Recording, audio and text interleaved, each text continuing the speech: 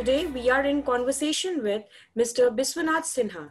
He has worked in numerous programs ranging from farm and non-farm based rural livelihoods, microfinance, health, skill building, energy, education, promotion of excellence in sports, and institution building. He has worked in the Society for Promotion of Wasteland Development, SPWD, Central Himalayas for 5 years. Currently, he is working with Tata Trust Pan India for the last 15 years. Hello, sir. Glad to have you with us today. Thank you for joining in. Thank you very much. Thank you very much for giving me this opportunity. Thanks. So, sir, I have certain questions for you to ask. And yes. My first question goes like, please share us about your background on how did you join the development sector? Okay, so I come from a small state, Tripura. So I think this is the only state in India which is surrounded by another country. So in real sense, landlocked state. So we have only about 35 kilometers border with the other parts of India. So that way it is a unique state. So I was born in a village called Halahali in one district called Dhalai, and I was born and brought up. And my initial study in my childhood up to my high school level was in the village. And after 12, I went to Bhubaneswar for my engineering course. Then I did not know much about the so-called NGO world or development sector. But during my university days, I was involved in some, voluntary activities. And then the kind of work the NGO sector was doing had become attractive to me, in a sense. So I got an opportunity to work from the college itself with one, that time I would say not so big, but good emerging NGO called Professional Assistance for Development Action, which is popularly known as Pradhan in India now. And today it is one of the largest NGOs in the country. So I got an opportunity to work there. My first work was for about 5 years with tribal communities, the Mundas, the Oraos, the Hos, mostly in Chotanagpur Plateau. That time it was part of Bihar, so we used to call South Bihar, but now this is part of Jharkhand. So I was virtually living in villages, particularly in two blocks called Karra and Khunti. Khunti has become a district now, I think, yes. So I worked very closely with the tribal communities there. I worked on, improvement of their economic conditions by means of implementation of micro-lift irrigation schemes. I also worked on how to enhance the productivity of land and better utilization of water in watershed development. And I also worked with the tribal women on savings and credit activity. I'm talking about a time when both the name SHG and watershed development were completely new to the country. So that is how I started working in the development sector. And then I moved to another NGO, as you were mentioning about SPWD. So I went to the Himalayas, mostly in central Himalaya. And I worked there mostly with other smaller NGOs, 25 odd NGOs across the Himalayan range. And we were trying to do some appropriate technology implementation in the villages, as well as how to improve the livelihood conditions of the people there. So I would say in in Chotanagpur Plateau, the challenge was it was a land where there was sufficient water in terms of rainfall. So there was an annual precipitation of about 1100 to 1200 millimeter per annum, which was sufficient for 2 or 3 rounds of crops, but it was not possible because of the nature of the land where water holding was not possible, and it was a monocropped area. And in the Himalayas, there was different kind of challenge because in the Himalayas, again, it is full of natural resources, including sufficient rainfall, but the slope was too high, and it was very challenging for the communities there to continue, stable agriculture activities, agriculture which could sustain them for around a year. So from both the places, there were similar issues like large-scale migration, particularly of the youths to the cities or to other agricultural fields. So I think first about 10 years of my career working in these conditions had taught me a lot in terms of what are the challenges being faced in different conditions by different communities. I think by and large the communities were living very, very, happy life. At least the sorrowness was not there projected on daily life, although in an average, comparative analysis, probably in terms of, I would say, lifestyle, probably they were not at par with many other affluent countries for city life. But nevertheless, I would say there were different types of challenges, and challenges in the sense that there was insecurity of food availability at the household level. If you see the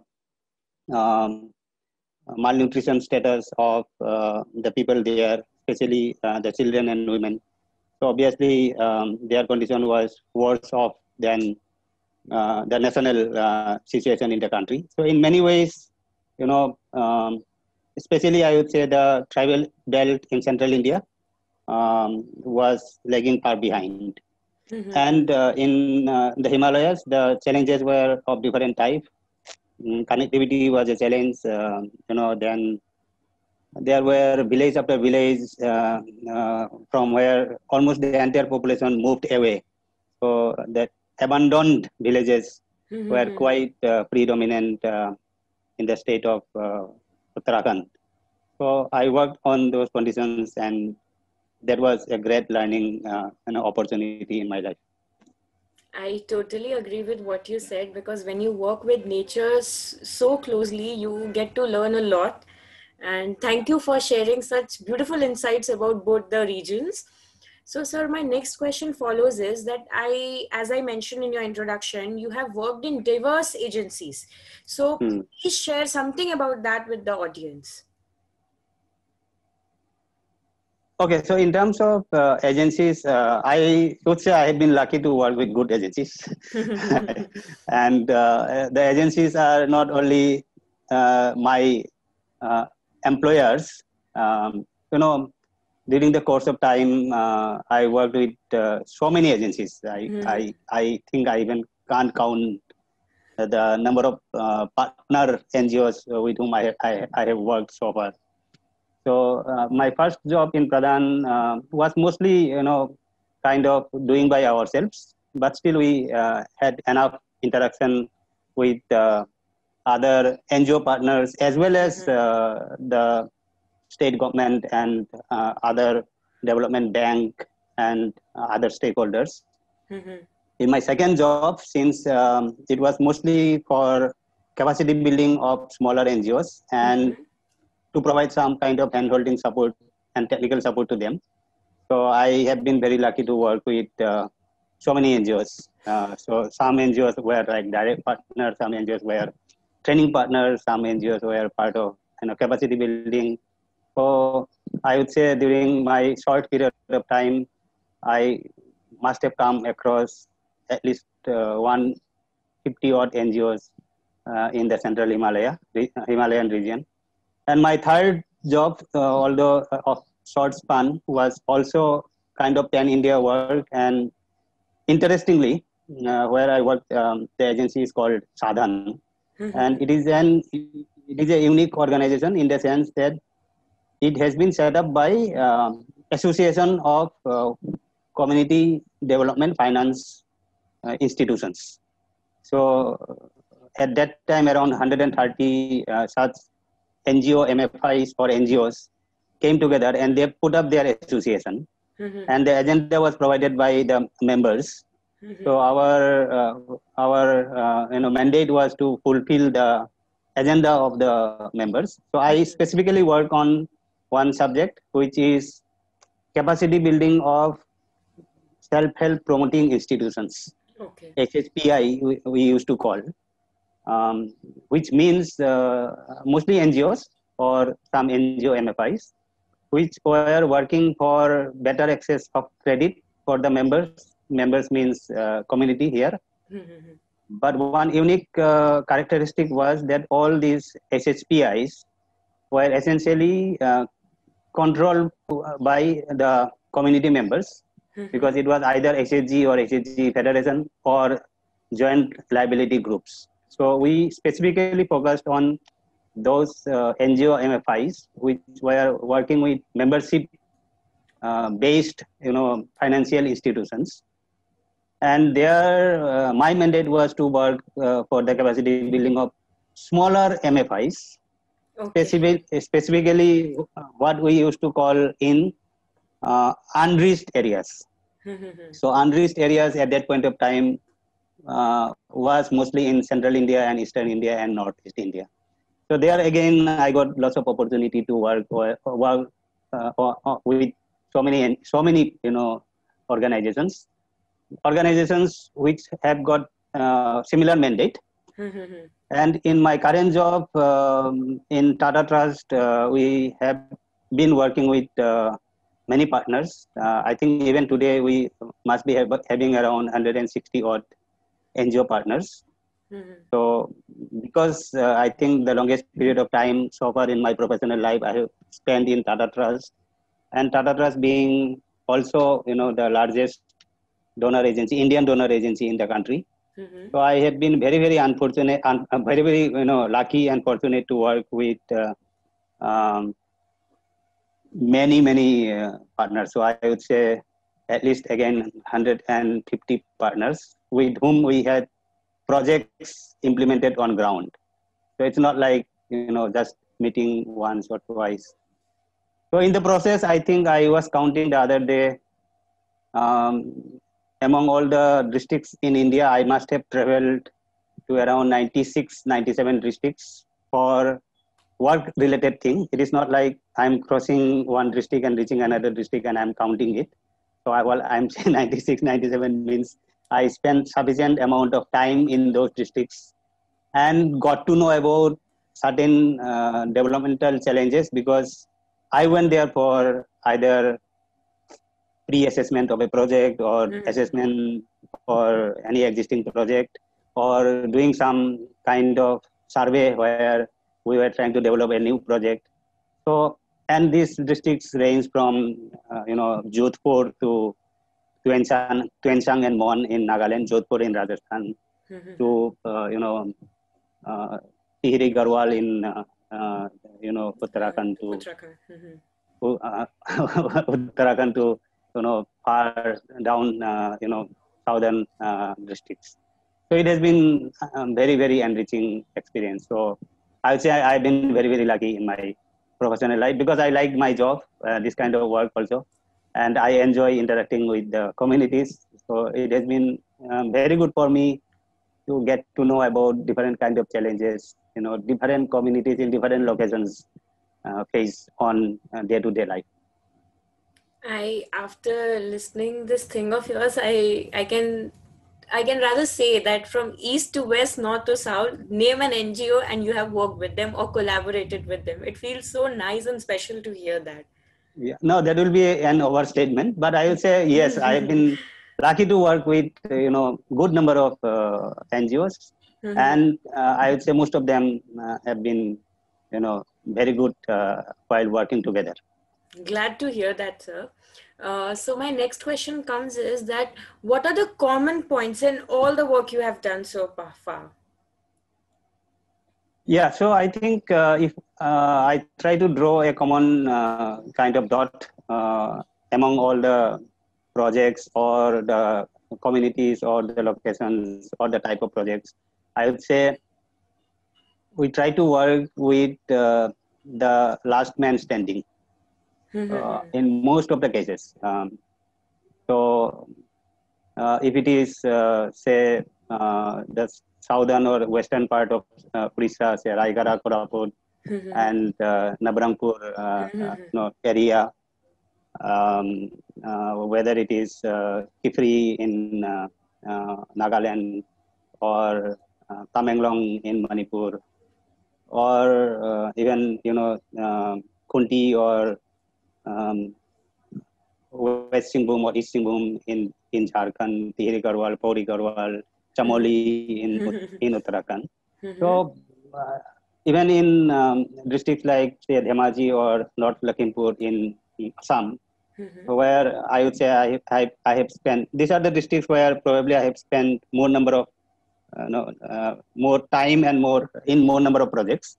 So I would say that all of these communities have a common problem, which is they are, I think, very vulnerable communities, either because of low productivity in agriculture or because of several severe floods they face almost every year. Dhemaji and Lakhimpur, for example, is prone to floods every year. Even Kendrapara and that belt of Mahanadi River basin, that is also where also I have quite a number of project experience. So, and because of the very threat of natural calamities and other kind of natural disaster which happens quite frequently these days, the entire Himalayan region. So I would imagine that all the places people were either economically not so developed or because of the local situation there were the most vulnerable community. That is nice to hear, sir, that you have drawn a common ground in all the aspects of your work. So, sir, as my next question follows, that what do you think what are the factors that are lacking in the development sector now that you have worked for so long in this industry? Yeah, so first of all, this is my again personal view, is that the development sector cannot isolate itself from the development in the mainstream which is happening. So on one hand, now India is regarded as the fifth largest economy in the world. Yes. And obviously, till about 1 year back, our economy was doing very well, and we were poised to, get into even probably the position of third largest economy. Hopefully that will happen, and it has been obstructed because of the current situation. And hopefully, in a short period of time, we will move towards that position. That is one aspect. On the other hand, if you see the situation on the ground, so there are communities which are really facing serious problems. It's not only because of economic condition, but because of other vulnerability factors. And we have around 56% of our population depending on agriculture and allied activities as their major source of income and livelihood. And the GDP contribution by agriculture and allied sector is decreasing day by day. And our lands are getting fragmented. 85% of our farming community is actually a small and marginal farmer. So meaning they have less than 1 hectare of land. So,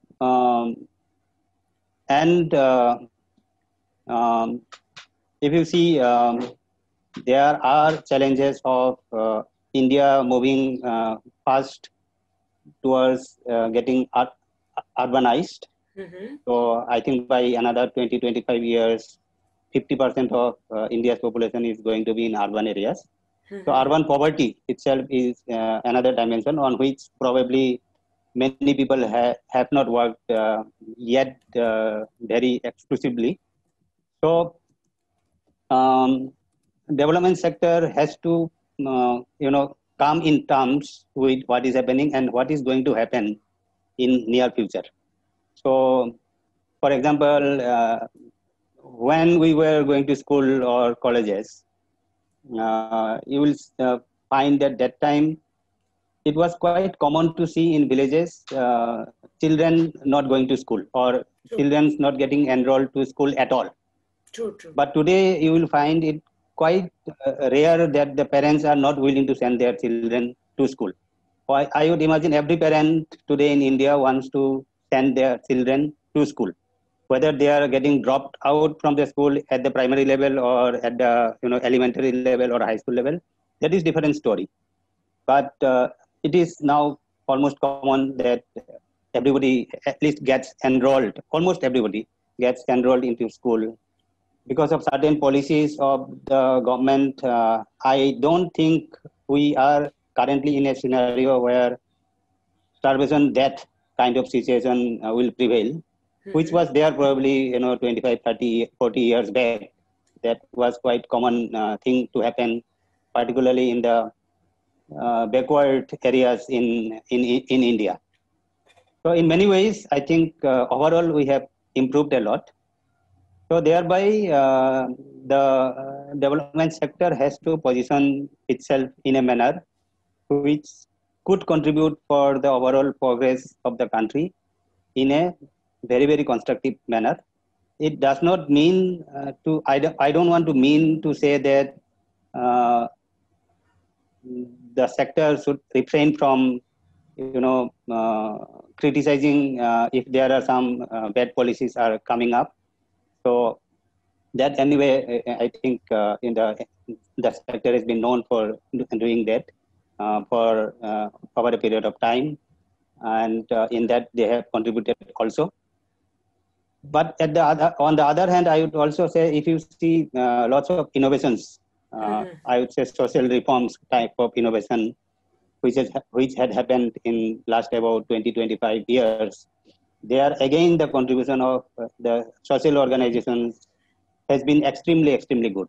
Whether you take the case of Right to Information Act or implementation or enactment of the Mahatma Gandhi National Rural Employment Guarantee Act, so Food Security Act, so and right to education, etc. So you will find lots of innovations and lots of social reform kind of interventions have been made successfully by the social sector. So that is one, and second is I think also overall there will be changes happening. For example, we have around 65% of our population today, 30, having an age of less than 35. 35. So employment and employability of these young people is also a challenge. So I think the social sector players can play very important role in this kind of in this kind of situation also. So in a sense, some traditional NGOs which are doing very good work in their own field probably will continue doing do so because the requirement is so huge in the country. I don't think there will not be lack of any space to work in that field, but there should be also enough number of innovations happening, and those innovations will probably also bring in fresh blood and fresh thinking in this sector. Yes, sir. I would say that innovation and development are just like the two things which need to go parallel with each other. And thank you so much for putting in so insightful detail of the development sector factors that they are lacking. And sir, my next question that follows is, what are the emerging trends and challenges? I think technology has come up in recent years uh, as a big thing, and it's also affecting the whole sector as well. And I would say rightly so. So there are lots of talk about, lots of happening about, how to use technology for aggregating the supply chain of agriculture produces. There are lots of, lots of initiatives happening in how to use, IT in education, for example.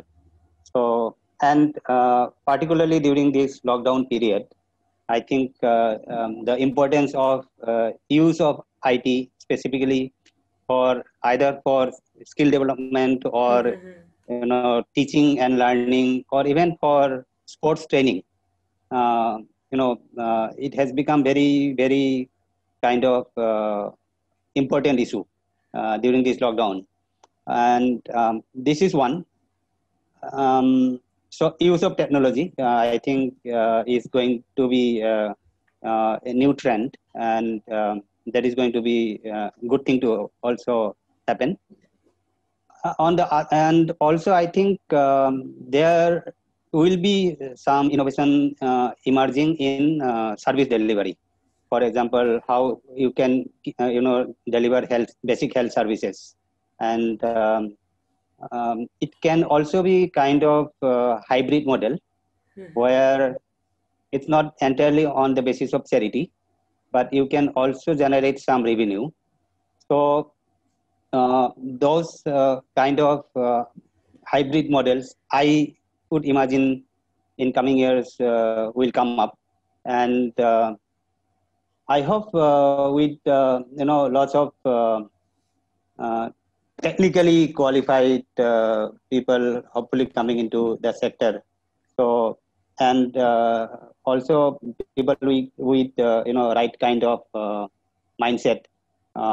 There will be lots of changes happening.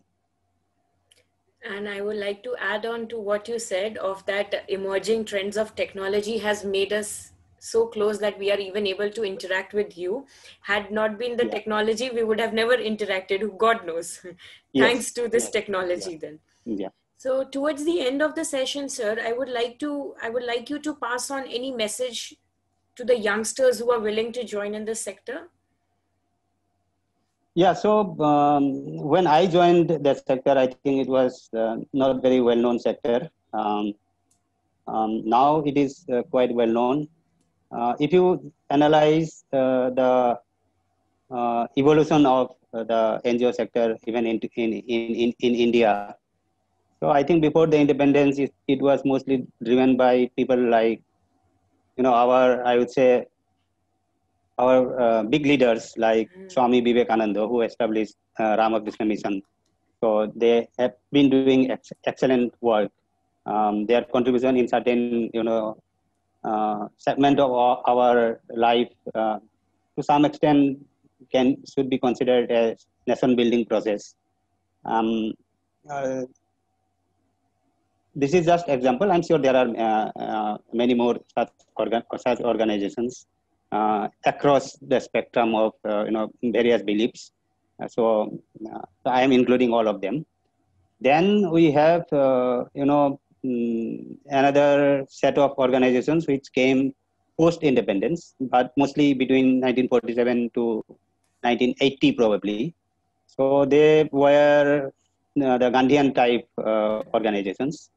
So I think by and large their belief was that they will set up development projects in villages. Those projects will become successful. The villagers will participate fully. The villagers will contribute even land for setting up their ashrams, and there are many such ashrams. And they will bring a kind of overall change in those villages, and those successful stories will be replicated. Then in 80s and 90s, we have seen coming up of many so-called professional organizations or organizations set up by professionally qualified people, let me put like that.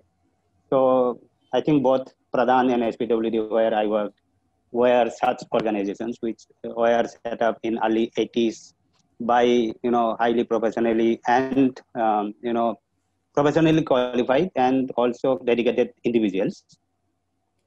And now we see this new trend of various companies coming as part of their CSR initiatives, partly because of their own and partly because of the mandate made by the central government. Central government. So yeah, to put certain portion of their profits for the social sector. So I think overall, if you see there, and then in between there has been this microfinance sector, which has gone through, different trajectory. But most of the microfinance institutions in India have their roots in rural development or the NGO sector or non-profit sector, and they gradually converted into for-profit. But giving service to the society and for the community is still paramount to their ideology. So, so I would say in such scenario, so for the youngsters there are varieties of opportunities. In our time, probably we did not have much of choice, even if we had decided to get into this sector. But today, I think we have much more different type of choices, including the startups. Many startups are actually having social commitments. So, and in terms of even, I think attraction by how to sustain your minimum living cost, I would not say salary. I think now the opportunities and options are in much more number than it used to be, say, 15 years back or 20 or 25 years back. But we need people with good heart and excellent brain.